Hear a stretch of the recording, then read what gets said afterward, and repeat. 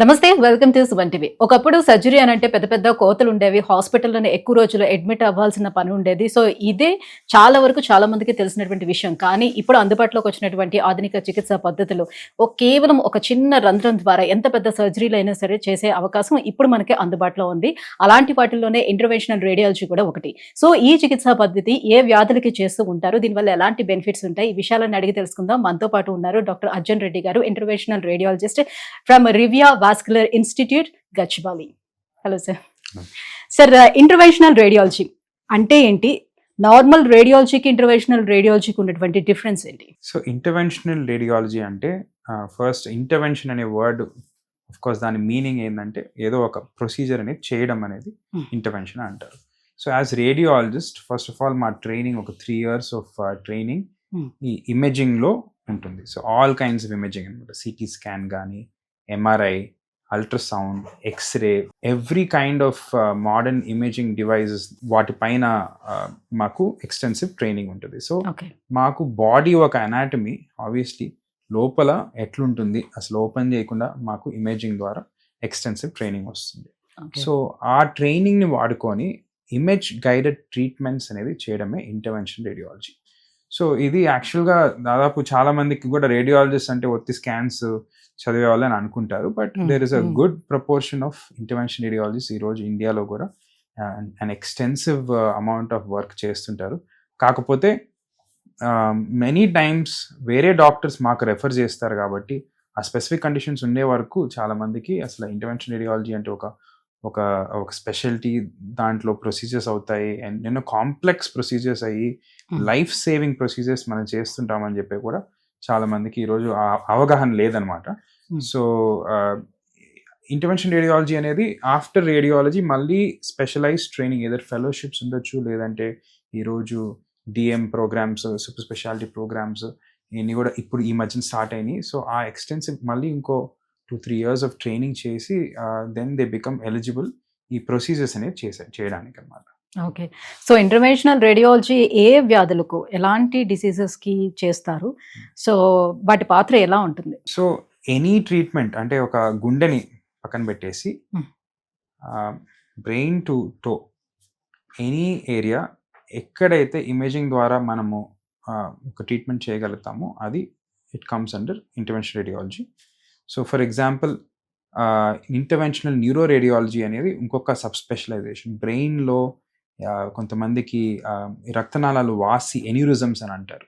So are ఈ రక్తనాళాల ఫార్మేషన్లోనే problem ఉండొచ్చు. Are for example more కామన్గా చూసుకుంటే స్ట్రోక్ అనేది మనకు తెలుసు, అంటే రక్తనాళాల్లో బ్లాక్ అయినప్పుడు బ్రెయిన్కి వెళ్ళే బ్లడ్ సప్లై బ్లాక్ అయినప్పుడు స్ట్రోక్ అని అంటాము. సో స్ట్రోక్కి ఇలాంటి జబ్బులన్నిటికీ ట్రీట్మెంట్ చేసే స్పెషలిస్ట్ వచ్చి ఇంటర్వెన్షనల్ న్యూరో రేడియాలజిస్ట్ అని అంటాం. సో దీంట్లో ఏంటంటే చిన్న పిన్ హోల్తో కెథీటర్స్ ద్వారా వెళ్ళి బ్రెయిన్లో సర్జరీలు అవాయిడ్ చేసి ఈ ఎక్కడైతే ఈ ఎన్యూరిజమ్స్ అంటే రక్తనాళాలు వాసిన దగ్గర వాటికి సింపుల్గా కాయిల్స్ అవి పెట్టేసి అసలు ఓపెన్ చేయకుండా మనము పిన్ హోల్తోనే ఇలాంటి మేజర్ డిసీజెస్ కూడా ఈరోజు క్యూర్ చేస్తున్నారు.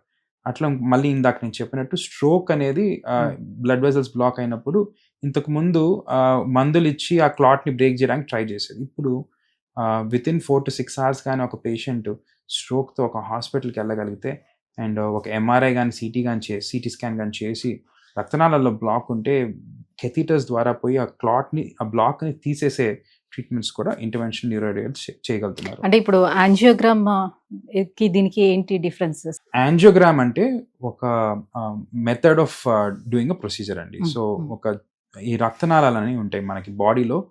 బ్లడ్ వెజల్స్ అంటే బాడీలో ఈ బ్లడ్ వెళ్ళే ఛానల్స్ని బ్లడ్ వెజల్స్ అంటాము. సో ఆ బ్లడ్ వెజల్స్ ద్వారా వెళ్ళి చేసే ట్రీట్మెంట్స్ని యాంజియోగ్రాఫిక్ ప్రొసీజర్స్ అని అంటాము. సో యాంజియోగ్రాఫిక్ అంటే యాంజియో అంటే బ్లడ్ వెజల్, గ్రాఫిక్ అంటే visualisation of the blood vessels. So ఇది దేని ద్వారా చేస్తాము? ఎక్స్రే ద్వారా ఆర్ ఫ్లూరోస్కోపీ ద్వారా ఒక క్యాథ్ ల్యాబ్లో మనము డై ఇచ్చుకుంటూ ఎక్స్రేలో ఆ బ్లడ్ వెజల్స్ని మనం మ్యాప్ చేసుకొని దాని ద్వారా చిన్న చిన్న పైప్స్, కెథీటర్స్ బ్లడ్ వెజల్స్ నుంచే పోయి ఈ ట్రీట్మెంట్స్ని చేస్తాం. సో ఓపెన్ సర్జరీ చేయాల్సిన అవసరం లేకుండా వీటి ద్వారానే కెథీటర్స్తో ఈరోజు ఎన్నో modern numerous modern devices, modern catheters ఈరోజు ఉన్నాయండి మార్కెట్లో. సో అండ్ ఇంకా ఎవ్రీ ఇయర్ కొత్తవి వస్తూనే ఉన్నాయి. సో చాలా వరకు ఇంతకు ముందు ఓపెన్ సర్జరీస్ ఎక్కడైతే చేస్తున్నామో ఈ కండిషన్స్లో we are able to do through a pin hole. So జనరల్గా ఇంటర్వెన్షనల్ రేడియాలజీ కావచ్చు, రేడియాలజిస్ట్ అని అన్నా కూడా అందరికీ గుర్తొచ్చేది కేవలం ఈ వెరికోస్ వెయిన్స్కి మాత్రమే వీళ్ళు ట్రీట్ చేస్తారేమో అని అనుకుంటూ ఉంటారు. బట్ ఇంటర్వెన్షనల్ రేడియాలజీ అనేది మనకి లివర్, కిడ్నీ అండ్ లంగ్స్ వీటిలో కూడా ఎలాంటి పాత్ర పోషిస్తుంది? సో ఎలాంటి ప్రాబ్లమ్స్ని క్లియర్ చేస్తుంది? లివర్లో ఇంటర్వెన్షనల్ రేడియాలజిస్ట్గా మేము చాలా రకాల ట్రీట్మెంట్స్ చేస్తుంటామండి. So we're a strong support for gastroenterologist కానీ, లివర్ స్పెషలిస్ట్, హెప్టాలజిస్ట్ అంటారు, లివర్ ట్రాన్స్ప్లాంట్ సర్జన్స్కి, వీళ్ళందరికీ కూడా ఇంటర్వెన్షనల్ రేడియాలజీ అనేది ఒక మేజర్ భాగం ప్లే చేస్తుంది. ఈ పేషెంట్స్ని ఒక మల్టీ డిసిప్లినరీ ఎన్వైరన్మెంట్లో ట్రీట్ చేయడానికి ఇంటర్వెన్షనల్ రేడియాలజీ అనేది ఒక core pillar. So liver cancer ఎవరికైతే వస్తుందో, ఎర్లీ స్టేజెస్లో లివర్ క్యాన్సర్ ఉన్నప్పుడు దాన్ని ఒక పిన్ హోల్ ప్రొసీజర్తో, image guided pin hole, either CT scan కానీ అల్ట్రాసౌండ్ కానీ వాడి ఆ లివర్ క్యాన్సర్ ఎక్కడైతే ఉందో అక్కడి వరకే ఒక నీడిల్ పెట్టి దాన్ని హీట్తో ఆ క్యాన్సర్ని డిస్ట్రాయ్ చేసి క్యూర్ చేయగలుగుతున్నాం. సో ఇది ఈరోజు వరల్డ్ ఇంటర్నేషనల్ గైడ్ లైన్స్లో అదొక యాక్సెప్టెడ్ ట్రీట్మెంట్. సో ఎవరికైతే ఎర్లీ స్టేజ్ 1-2 నాడ్యూల్స్ ఉంటాయో అండ్ వాళ్ళకి లివర్ ట్రాన్స్ప్లాంట్ వరకు వెళ్ళాల్సిన అవసరం లేనప్పుడు కానీ ఆర్ ఆ స్కోప్ లేనప్పుడు కూడా ఇది ఆఫర్ చేయొచ్చు. సో ఇదే కాకుండా కొంచెం మేజర్ ఇంకా పెద్ద క్యాన్సర్స్ ఉన్నప్పుడు రక్తనాళాల ద్వారా పోయి యాంజియోగ్రామ్స్ ద్వారా కూడా ఆ క్యాన్సర్స్ని లివర్లో మనము దాని బ్లడ్ సప్లై బ్లాక్ చేసి క్యూర్ చేయగలుగుతాం. అంటే ఇది కేవలం స్టేజెస్ మీద ఏమైనా డిపెండ్ అయ్యి అది స్టేజెస్ పైన డిపెండ్ ఉంటుంది and it's a complex subject. But ఆ నాలెడ్జ్ ఒకటి బేసిక్ నాలెడ్జ్ ఉంటే చాలు. అంటే పేషెంట్స్కి ఇలాంటి ఆప్షన్స్ కూడా ఉన్నాయని తెలుసుకుంటే వాళ్ళ డాక్టర్స్ దగ్గరికి వెళ్ళినప్పుడు కన్సల్టెంట్స్ని కూడా వాళ్ళు ఆబ్వియస్లీ వాళ్ళ ఆప్షన్స్ తెలుసుకున్నప్పుడు ఇది ఒక ఆప్షన్గా వాళ్ళు సూట్ అవుతారా లేదని it's much more deeper. So దానికి I don't want go into all the depth. But ఈ ఆప్షన్స్ ఉన్నాయి. ప్లస్ ఇదే కాకుండా ఎవరికైనా లివర్కి క్యాన్సర్ వేరే దగ్గర నుంచి స్ప్రెడ్ అయినా, అలాంటి పేషెంట్స్కి కోలాన్ క్యాన్సర్ అని స్ప్రెడ్ అయినా ఆ మెటాస్టాసిస్ అంటాం. అంటే ఒక క్యాన్సర్ ఒక దగ్గర నుంచి ఇంకో దగ్గర స్ప్రెడ్ అయినప్పుడు ఫస్ట్ కామన్గా లివర్కి స్ప్రెడ్ అవుతుంది. సో లివర్ వరకు మనం హోల్ బాడీ కీమోథెరపీ అవాయిడ్ చేసి కొన్ని సిచ్యువేషన్స్లో లివర్ వరకు ఈ జస్ట్ ఫోకస్డ్ బ్లడ్ వెజల్స్ నుంచి పోయి మనము ఇంటర్వెన్షనల్ రేడియాలజిస్ట్ చాలా థెరపీస్ చేస్తారు. ఇదే కాకుండా లివర్ ఫెయిలియర్ ఉన్న వారికి కొంతమందికి కడుపులో నీరు వచ్చినప్పుడు కానీ ఆర్ బ్లీడింగ్ అవుతున్నప్పుడు కూడా మేము లివర్లో కొన్ని బైపాసెస్ చేస్తాము. సో బైపాస్ చేసి వాళ్ళకి ఈ నీరు కానీ బ్లీడింగ్ కానీ ఇవన్నీ కొంచెం క్యూర్ చేయగలుగుతాం టెంపరీగా, అట్లీస్ట్ అంటిల్ నెక్స్ట్ వాళ్ళు ట్రాన్స్ప్లాంట్కో వాటెవర్ వాళ్ళ నెక్స్ట్ స్టేజ్ ఏదో ఉండే వరకు మనం బ్రిడ్జ్ చేయగలుగుతాం. సో ఇట్లా చాలా న్యూమరస్ ట్రీట్మెంట్స్ ఉన్నాయి. కొంతమందికి సింపుల్గా ఒక యాక్సిడెంట్ అయింది అనుకోండి, యాక్సిడెంట్ అయ్యి ఎక్కడో బాడీలో ఇంటర్నల్ ఆర్గన్స్ బ్లీడింగ్ అవుతున్నా మనము సర్జరీ లేకుండానే ఈ బ్లడ్ వెజల్స్ ద్వారా వెళ్ళి బ్లాక్ చేస్తాం. లంగ్స్లో కొంతమందికి బ్లీడింగ్ అనేది అవుతున్నప్పుడు కూడా ఇదే సిచ్యువేషన్. సో ఇలాంటి ఎన్నో ట్రీట్మెంట్స్, ఫైబ్రాయిడ్స్ కానీ, కణితులు కానీ, ప్రాస్టేట్ వాపు, థైరాయిడ్ గెడ్డలు, ఈరోజు ఇప్పుడు మోకాలు నొప్పులు, ఇట్లా ఇదే కాకుండా ఇంకా ఎన్నో కండిషన్స్ ఉన్నాయి. So it's is extensive. But ఇవన్నిటికీ ఇంటర్వెన్షన్ రేడియాలజీ కొంతమందికి ఒక సెక్షన్ ఆఫ్ పేషెంట్స్కి మనము డెఫినెట్గా ఈ ప్రాబ్లమ్ సాల్వ్ చేసేటట్టు. రైట్. ఏవైతే మీరు చెప్పారు ఇప్పుడు లివర్లోని క్యాన్సర్ కంతులను కూడా మనము నిర్మూలించవచ్చు అని చెప్తున్నారు కదా, సో సమ్ స్టేజ్ వరకు అని చేసిన తర్వాత కూడా ఇంటర్వెన్షనల్ రేడియాలజీ ద్వారా ట్రీట్మెంట్ తీసుకున్న తర్వాత కూడా వీళ్ళు మళ్ళీ యాజ్ యూజువల్గా ఈ రేడియేషన్ థెరపీ ఇలాంటివన్నీ కూడా తీసుకోవాల్సిన నెసెసిటీ అనేది ఉంటుందా? It is depend on the stage. Okay, so stage of the cancer బట్టి ఉంటుంది. లివర్లో రేడియేషన్ థెరపీ స్కోప్ కొంచెం తక్కువ ఉంటుంది. ఎందుకంటే రేడియేషన్ ఎక్స్టర్నల్గా చేసినప్పుడు లివర్ అనేది వైటల్ ఆర్గన్ కాబట్టి పక్కన టిష్యూ డ్యామేజ్ అయినప్పుడు కొన్నిసార్లు లివర్ ఇన్సఫిషియన్సీస్ వస్తాయి. కాబట్టి రేడియేషన్ ఇస్ ఫస్ట్ లైన్ కాదు లివర్లో, వేరే ఆర్గన్స్ లాగా ఇది ఫస్ట్ లైన్ వాడము. సో ఆ స్టేజ్ బట్టి అండి, ఎర్లీగా ఉండి చిన్న 3 సెంటీమీటర్ల కన్నా తక్కువ ఉంటే ఈ అబ్లేషన్ అనే ప్రొసీజర్ ద్వారా ఒక పిన్ హోల్తో మనము స్కిన్ నుంచి వెళ్ళి ఇమేజ్ గైడెన్స్లో థర్మల్ హీట్ వాడి వాటిని డిస్ట్రాయ్ చేయగలుగుతున్నాము.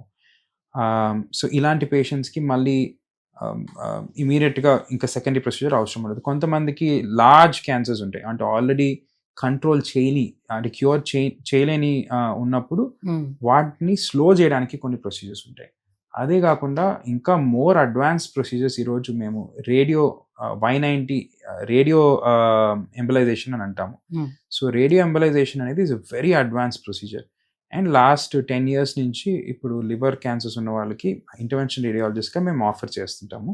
సో ఇదేంటంటే చిన్న మైక్రోస్పియర్స్ అంటే మైక్రాన్ సైజ్ ఉండే మైక్రోస్పియర్స్కి ఒక రేడియేషన్ Yttrium-90 అనే ఒక రేడియో ఎలిమెంట్ని అటాచ్ చేసి ఆ స్పియర్స్ని మేము కెథీటర్స్ వాడి రక్తనాళాల ద్వారా వెళ్ళి ఎక్కడైతే ట్యూమర్ ఉందో లివర్లో ఆ రక్తనాళాల వరకే మేము ఇంజెక్ట్ చేసి so selective internal radiation therapy అంటారు, సర్ట్ అంటారు. సో ఈ సెలెక్టివ్ ఇంటర్నల్ రేడియేషన్ థెరపీ చేసినప్పుడు ఎక్కడికైతే ఇంజెక్ట్ చేస్తామో ఆ రేడియేషన్ అక్కడి వరకే వెళ్తుంది. సో మిగతా లివర్లో ఎఫెక్ట్ లేకుండా మనము చాలా వరకు లివర్ క్యాన్సర్స్ని క్యూర్ చేయగలుగుతున్నాం. బట్ లివర్ క్యాన్సర్స్ అనేది చాలా మందికి లివర్ డ్యామేజ్ అయిన తర్వాతనే వస్తుందండి.